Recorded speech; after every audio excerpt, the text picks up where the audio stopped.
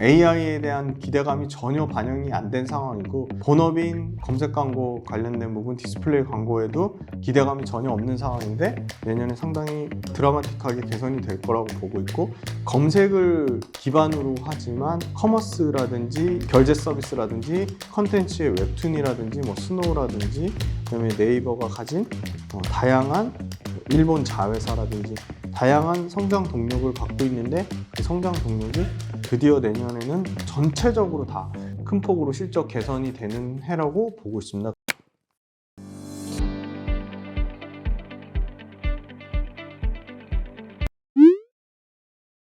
안녕하세요. 김지훈의 훈훈한 주식의 김지훈입니다. 네, 네이버 지금 열심히 달려가고 있습니다. 재밌게 듣고 계신가요? 네이버 같은 경우는 매출처가 다변화되어 있는데 고르게 매출이 성장하고 있고요. 가장 핵심이었던 서치 플랫폼이 드디어 올해까지의 부진을 딛고 내년에는 회복이 될 것이라고 보는데, 다행인 거는 네이버의 광고를 어떻게 보면 광고주 입장에서는 가장 마지막에 비용을 줄인다고 합니다. 그래서 하반기 11월 달부터 회복세가 나오고 있기 때문에 내년에는 10% 이상 그 서치 플랫폼 쪽에서도 성장이 나올 것이라고 보고 있고요. 24년도에 네이버의 그 자회사 웹툰 컨텐츠 쪽에 압도적인 매출 비중을 차지하고 있는 네이버 웹툰이 미국의 상장을 기대를 하고 있습니다. 그게 24년인데요. 아마 대략 시장 가치로 보면 5조 이상 될 거라고 보고 있습니다. 올해 기준으로 네이버 그 웹툰의 연거래액은 1조 8천억이 넘습니다. 그래서 계속 성장하고 있는데, 드디어 지난 분기부터 에비타 기준으로 연속 흑자 전환에 성공을 했습니다. 24년도에도 역시나 웹툰과 웹소설 플랫폼들이 드라마나 영화를 통해서 디지털 콘텐츠가 판매하는 게 확대가 될 건데요. 그 수익 모델에 더 보완돼서 이 단행본 형태로 파는 방법, 박스오피스 수익으로 대표되는 일본이나 미국 수익 모델까지 확장될 것으로 보고 있습니다. 그래서 수익 모델 자체가 굉장히 웹툰 쪽으로 다변화될 거로 보고 있고요. 21년도에 인수한 미국의 왓패드 웹소설 플랫폼이죠. 왓패드 관련돼서 현지 작가의 작품을 왓패드를 통해서 직접 수급을 하고요. 북미 플랫폼에서 웹툰 인기 상위 10개 작품 중에 50% 이상이 미국 현지 작가의 작품이기 때문에 왓패드를 통해서 이미 히트한 IP나 웹툰 엔터 500만 명 이상의 작가를 확보한 작품들을 웹소설 왓패드와 웹툰 그 플랫폼을 통해서 히트작들을 상당히 네이버 웹툰이 지금 모으고 있습니다. 그러면 아마 이 내년 IPO 그 기업 공개 시점에 해당 작품들 영상화하거나 단행본화하는 거를 굉장히 탄력을 받을 것이라고 보고 있고요. 이 마블 시리즈가 인기가 조금 쇠퇴하고 있죠. 예전 같지 않죠. 그래서 마블 시리즈가 쇠퇴하는 상황에 대안적인 이 IP 소스로 네이버 웹툰과 네이버가 인수한 웹소설 왓패드의 그 500만 명 이상의 작가들이 포진된 그 부분이 상당히 성장할 것으로 보고요. 2차 매출, 이 만화 IP 시장에 한국은 2조 4천억 정도 규모고요. 미국은 110억 달러, 일본은 1조엔 규모입니다. 엄청나게 큰 규모죠. 그래서 한국은 이제 네이버 웹툰, 전자책이 91%를 차지하고요. 미국 같은 경우는 다 87% 인쇄물인데 마블이 압도적으로 차지하고 있고, 일본은 슈에이사가 가장 선두권에 있습니다. 그리고 슈에이사 같은 경우는 일본 같은 경우는 온라인 61%, 만화책 31%이기 때문에 아직도 이 만화책 시장이 상당히 큰 포지션을 차지하고 있습니다. 그 다음에 이제 네이버는 옛날에 Z홀딩스, 지금은 라인코퍼레이션이 23년도에 엄청나게 라인코퍼레이션 업황이 안 좋았는데 23년도하고 비교하면 24년도에 상당히 개선될 거라고 보고 있고요. 일본도 우리나라 못지않게 광고 경기가 상당히 나빴는데 회복이 좀 되고 있습니다. 경기 침체로 매출 역성장이 컸던 디스플레이 광고 쪽 매출이 회복이 되고 있고요. 그룹 지배 구조를 일본 쪽에서 개편하면서 메신저 쪽에 라인, 포털 커머스 쪽에 야후 재팬, 라인과 야후 재팬, 그 다음에 파이낸셜 쪽에 젯파이낸셜로 이어지는 라인과 야후 재팬과 젯파이낸셜의 시너지 효과가 강화될 것으로 보고 있습니다. 그리고 네이버 플러스 같이 멤버십 서비스도 라인 코퍼레이션이 제공을 하고 있습니다. 그래서 올해 한 해 1년 동안 부진했던 일본 쪽 이커머스도 라인 코퍼레이션을 통해 성장률이 회복될 거로 보고 있고요.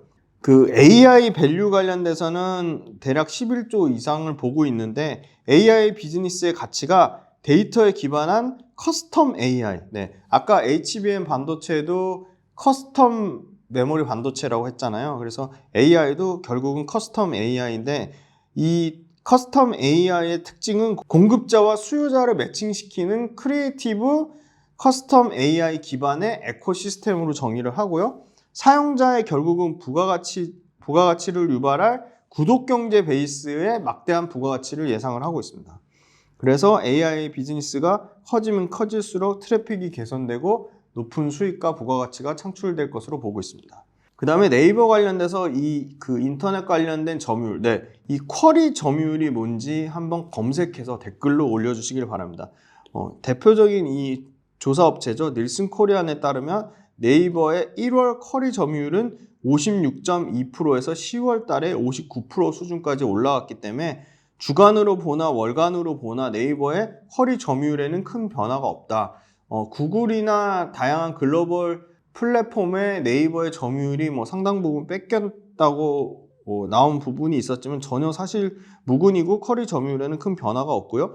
네이버 모바일 앱의 체류 시간 또한 1월달 이후로 전혀 감소세가 관찰되지 않았습니다. 그래서 언론의 보도와는 달리 구글이 네이버의 점유율을 빼앗고 있다. 전혀 구글의 점유율이 크게 유의미하게 증가하지 못하는 상황입니다. 10월달 기준으로 봐도 역시나 네이버 지금 59%에서 거의 60% 수준을 유지하고 있고요. 7월 달에는 60% 넘게 증가한 부분도 있었고 다시 최근에도 거의 60% 가까이 육박을 하고 있습니다. 네이버는 AI로 롱테일 커머스 경쟁력을 강화할 건데 네이버만의 강력한 빅데이터, 데이터 분석 역량과 AI 기술을 바탕으로 AI 롱테일 커머스 시장에서 입지를 강화할 것이고요.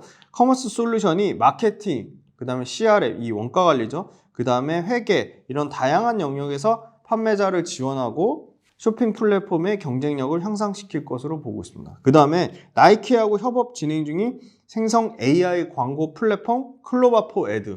클로바포 애드도 24년에 본격적으로 확대되면서 브랜드를 지원할 것으로 보고 있습니다. 올해 디스플레이 광고 시장은 중간 규모의 광고주들이 인스타그램 등 성과형 광고에 특화된 인스타그램 같은 성과형 광고에 특화된 플랫폼으로 예산 집행이 증가됐는데 말 그대로 타겟팅을 고도화하는 건데 24년에 네이버 역시도 이런 타겟팅 고도화 작업을 가장 중요한 목적으로 보고 있습니다. 아까 말씀드린 웹툰 같은 경우 영업 손실폭이 대폭 축소되면서 130억까지 축소가 됐고 에비타 기준으로는 2개 분기 연속으로 흑자 전환을 했습니다.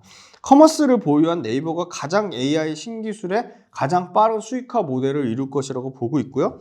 이미지라든지 텍스트를 결합한 멀티 검색인데 이미지 텍스트 결합한 멀티 검색이 개인 맞춤형 상품 노출을 보편화하면서 이 네이버 커머스 쪽의 구매 전환율을 3배 이상 높일 것으로 예상하고 있습니다. 결론적으로 AI의 사업 가치는 사용자와 공급자 간의 선순환이 일어나는 엄청난 실시간 라이브 데이터의 가치를 이해하는 것입니다. 뭐라고요? 사용자와 공급자 간의 선순환하는 엄청난 실시간 라이브 데이터의 가치를 이해하는 겁니다. 그래서 본질적으로 검색을 통해서 유저의 본질적 의도를 파악한 직접적인 검색 결과를 제공하고요. 신뢰성 있는 출처를 통해서 커머스, 금융, 콘텐츠, 각종 버티컬 사업을 연결해서 수익화를 하는 것이고요. 특히 커머스에서 경쟁사, 커머스라고 하면 쿠팡이죠. 쿠팡에 대해서 열이 있지만 쿠팡과 차이 있는 물류와 이 딜리버리, 배송 쪽의 경쟁력 차이를 만회할 것으로 보고 있습니다. 그래서 예측 기반하는 판매 방식이랑 재고 관리 프로세스를 강화해서 사용자의 주문을 선 예측해서 라스트 스마일까지 재고 관리에 선제적 가져가는 풀필먼트의 창의적 해법을 기대하고 있다. 지금 미국에서도 거리가 멀잖아요. 그래서 미리 AI 인공지능을 이용해서 이런 주문을 할 거라 해서 선주문 예측 시스템으로 미리 발송을 해서 그 먼 거리에서 당일날 다음날 받게 한다든지 그런 선주문, 재고 관리의 선제적 가치에 대해서 주목을 받고 있습니다. 그래서 AI 서비스도 결국은 본질적으로 적절한 구독 서비스로 갈 것이다. 그래서 네이버 플러스 멤버십이 굉장히 커지고 있기 때문에 연계 효과를 기대할 수 있습니다. 국내 최대 데이터 기반의 가장 앞선 AI 기술은 역시나 네이버라고 할 수 있고요.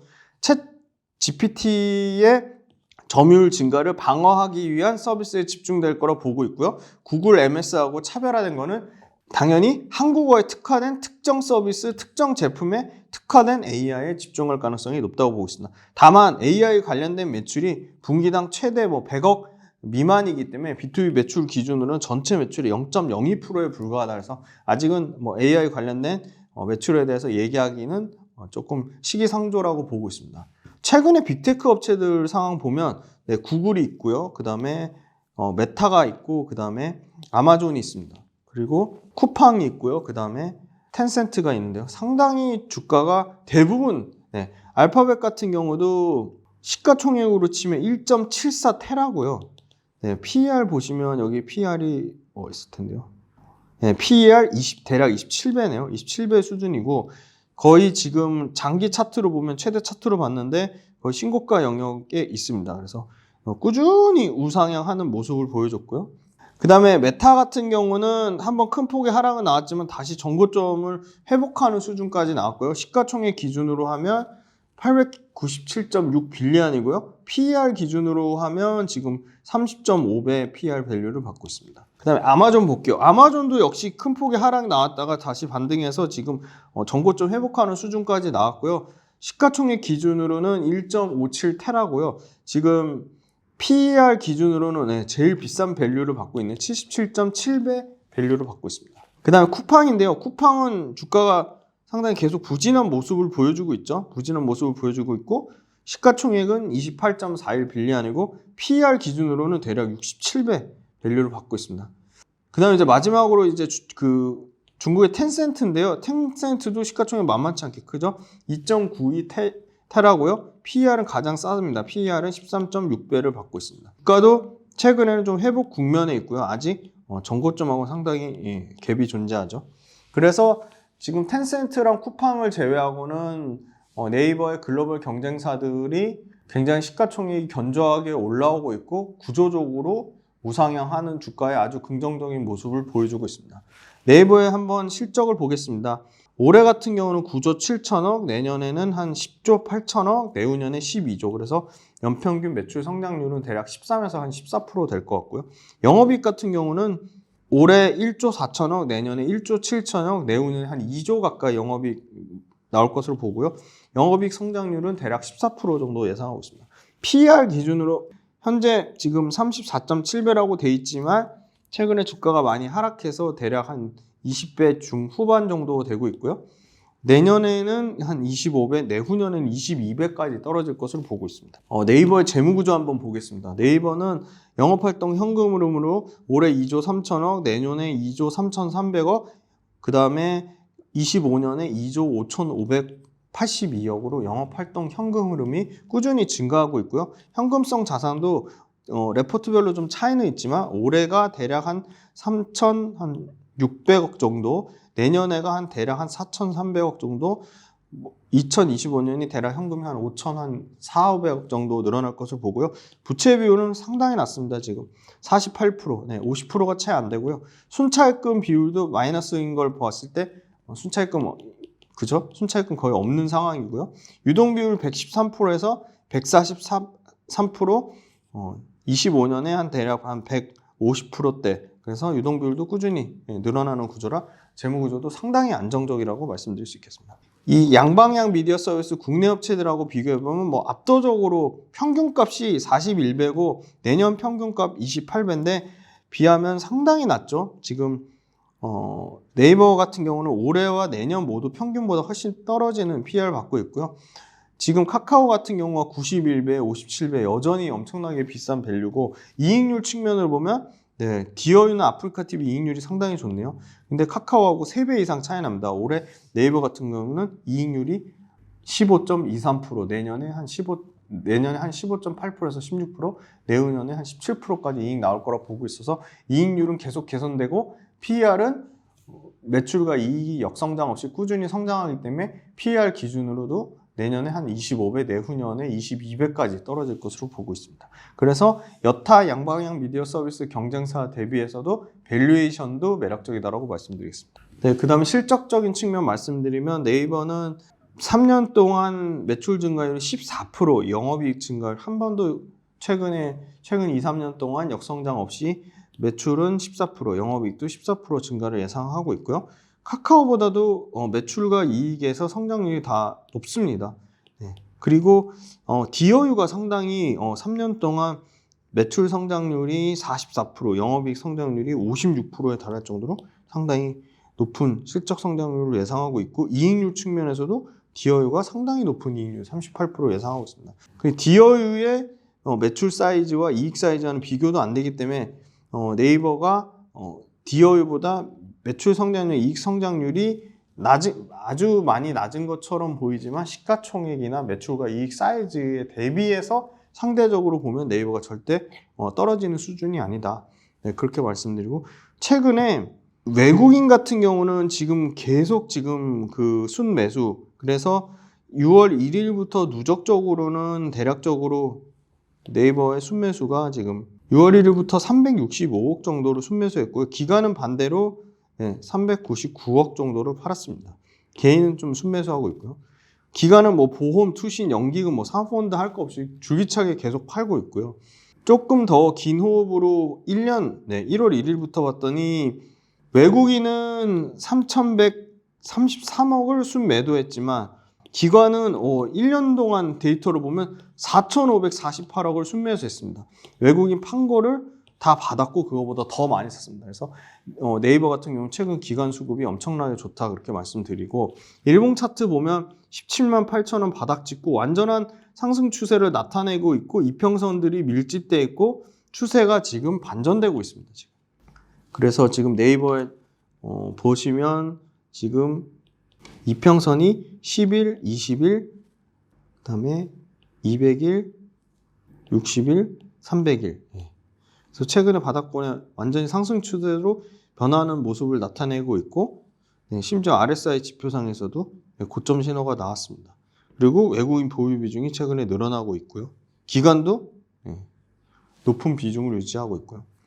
주봉상에서도 여전히 지금 역배열인 상황이지만 이평선들이 밀집되어 있고 추세가 상향 추세로 바뀌고 있는 모습을 보여주고 있습니다.